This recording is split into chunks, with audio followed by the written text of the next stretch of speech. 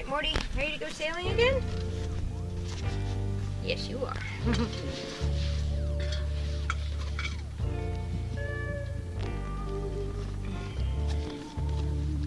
Such a good boy.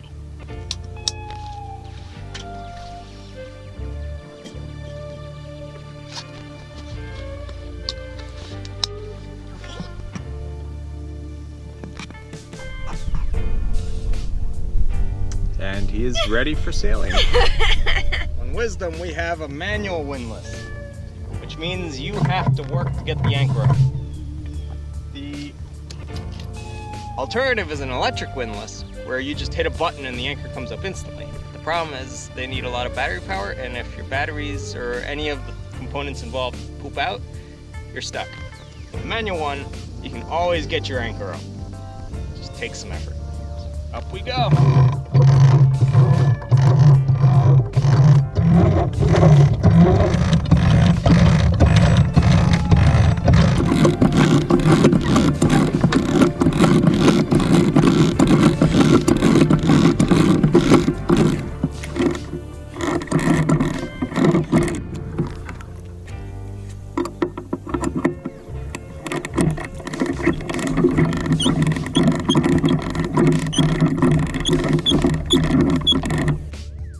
As per usual, we are short tacking out of the river, doing about 2 knots. The winds are super light, and since we have to short tack a lot, we're just flying Stan set up on his self-tacker in Monty.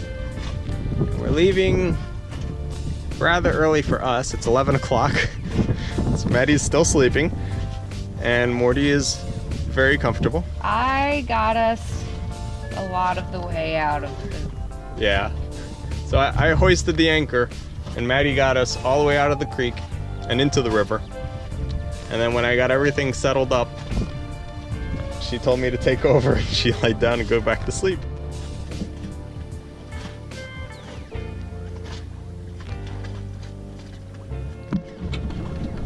The self-tacking head sail set up on Stan. All I have to do is throw the helm over.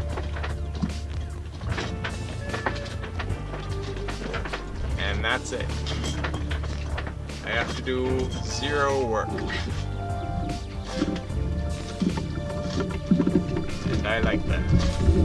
So when we have to short tack out of a river, we're undersailed and underpowered, but it's so easy. Sailing, especially under just sail, doesn't get you anywhere fast. You have to have a lot of time and a lot of patience.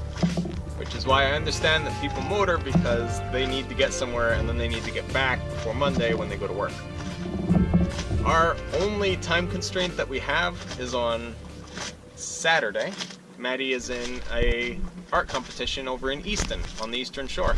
So our plan is we'll sail to Easton, and then Maddie can just walk from the boat to the art show or art competition, do her thing, and then come back. Now, to get us to Easton, which isn't that far away, we're giving ourselves 3 days. So today is Tuesday and we're leaving. We'll have all Wednesday and then all Thursday. That way we get there with plenty of time, and we have Friday as a buffer, just in case.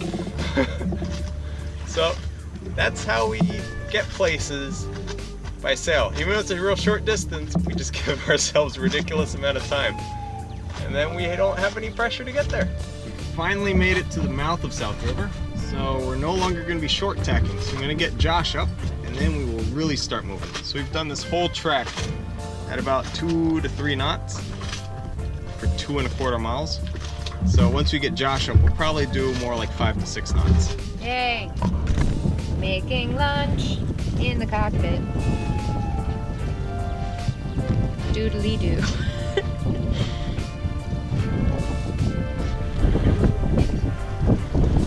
While we were in the river, we were doing 2 to 3 knots, flying Stan and Monty. Then once we got out of the river and into the bay, where we could be on a long tack for a period of time, we hoisted Josh. Now Josh is a powerhouse. He is the same size as Monty and a whole lot more efficient.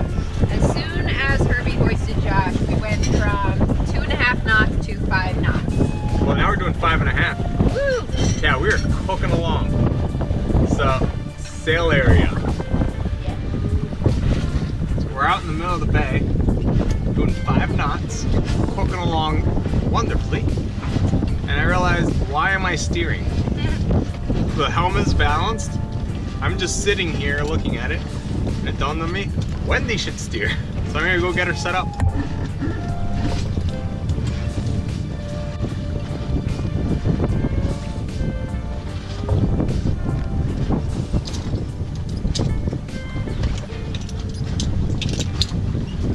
That's it.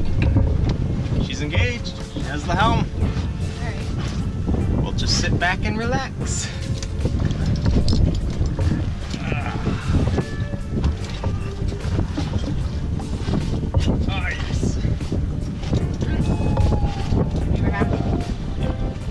We're going to take a second to talk about budgeting, because when you're getting ready to cruise, one of the most important things to think about is how much you're willing to spend month to month. Yeah, so it's a lot of people ask us, how much do you save up? What do you need to save up to go cruising? And the honest truth comes out, whatever you're willing to spend per month is what you will spend. So you just pick a number and set it and then stick to it, and that's your budget. So honestly, the budget number is whatever's good for you. So it completely depends on your priorities, your spending priorities, and how much you're actually willing to set aside before you leave. Yeah, and the other thing is, how much comfort do you want? Yeah. Because you can anchor for free and eat dirt cheap rice and beans, and you're set, you'll live. But if you want to have air conditioning and marinas and stuff like that, it'll cost you.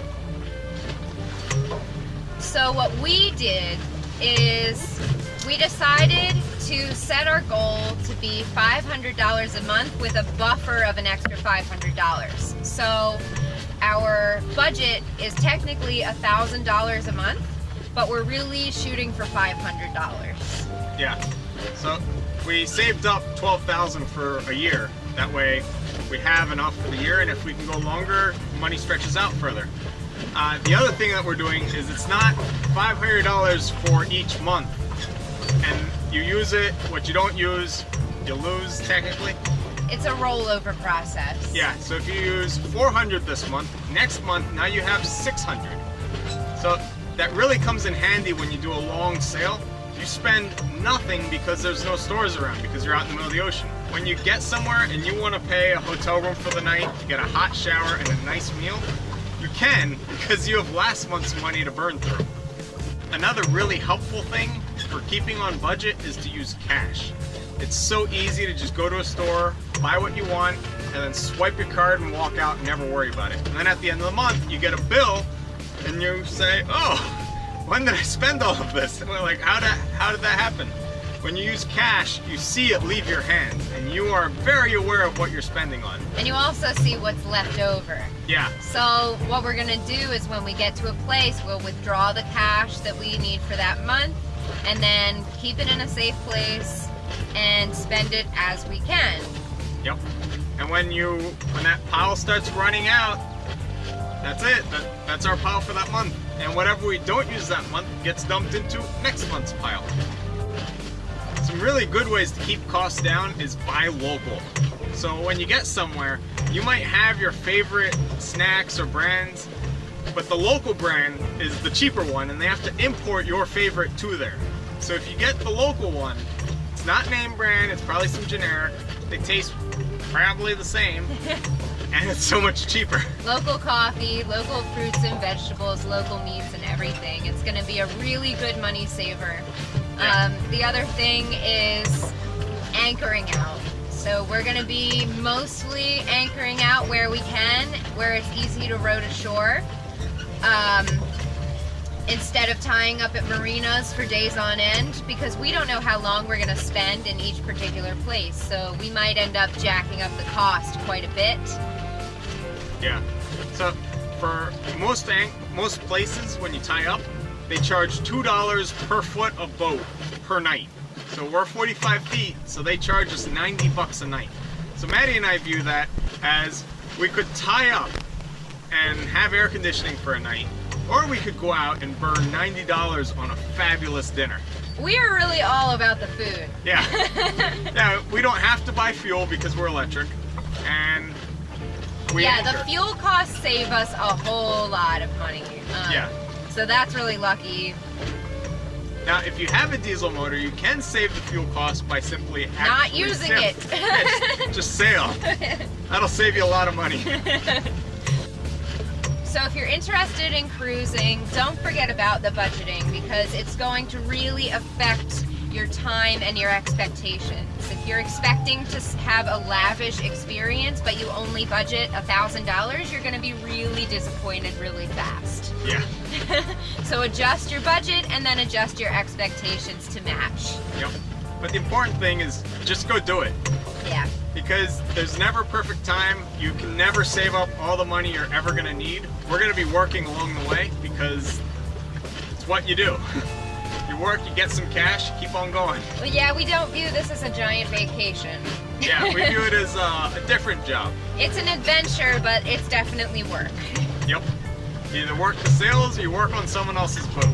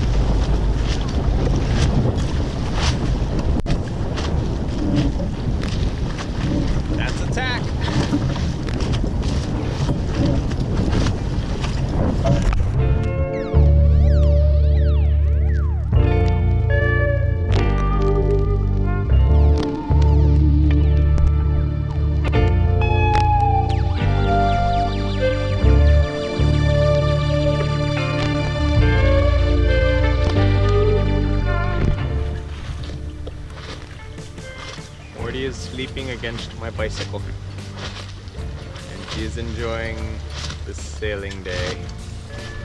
The bay finally cut us some slack. So our past few tacks, it seems that when we've made our tack, the wind shifted in a way that our old tack would have been more beneficial, but we just ran out of water, so we couldn't keep going. So we're pretty much tacking at like tiny angles and not getting anywhere. The wind just shifted in our favor this time, so now we're making a huge gain down the windward. So, yay! Thanks, Chesapeake. So we turned around and there was this giant tanker coming straight for us. So we panic a little bit and put the motor on during these circumstances so that we can just get out of their way, because one of our biggest fears is being killed by a tanker. Yeah, so the issue with these tankers is they don't really make a wake. So right now we see like this little white thing. A while ago I saw him and I thought it was just a powerboat going in front of him. Now he's a lot closer and I see that's his giant bow wave. So. And he's really gaining on us, so yes. We're just kind of getting out of his way since we're in the channel. Yep. And then we'll calm down and start sailing again. Yep.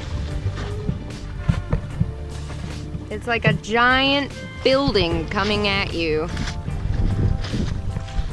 Not the most comfortable of things to come across.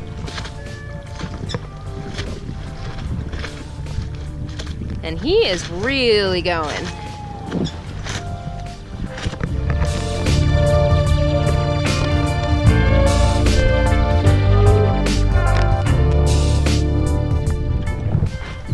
We're having a mid-tack snack. My mom gave us some banana bread muffins before she left. They are good. Thanks, Mom. A little lesson in reading clouds. When you see clouds forming, it's simply changing the pressure in the air, and it's not always an indicator of storms. So the big thing you want to look for, are the clouds flat or are they tall? So flat clouds like those you see right over there mean that the weather is stable and there isn't much change in altitude in the air, so it's not like hot air is climbing at a rapid rate. That means that the weather up high is stable, and therefore the weather where you are at sea level is also stable. Now if you look over this way, you'll see clouds climbing up. So they start to billow up like little pillars. That means that there is a gradient and the hot air is shooting up. And as it goes up, it hits the cool air, condenses, and forms a tall pillar-like cloud. That is an indicator of a storm forming. So you just keep an eye out for these buggers. If all the clouds around you look pretty flat, you know you're good. If you see a bunch of things starting to shoot up into the sky, maybe take your sails and make them a little smaller. In our case, there's just a couple little puffy white clouds off to that side, and everything else around us is nice and flat. We're just sailing along and having a grand old time. Next time on Sailing Wisdom, we have a really awesome day of sailing. We get to Harrington Harbor South and we row to shore, and we take Morty for a nice walk. Thanks so much for watching, and we hope that you will like this video and subscribe to our channel for updates on our adventures. And when you subscribe, make sure you click on the little bell. That way you'll get notifications as soon as the next video is uploaded. Thank you so much!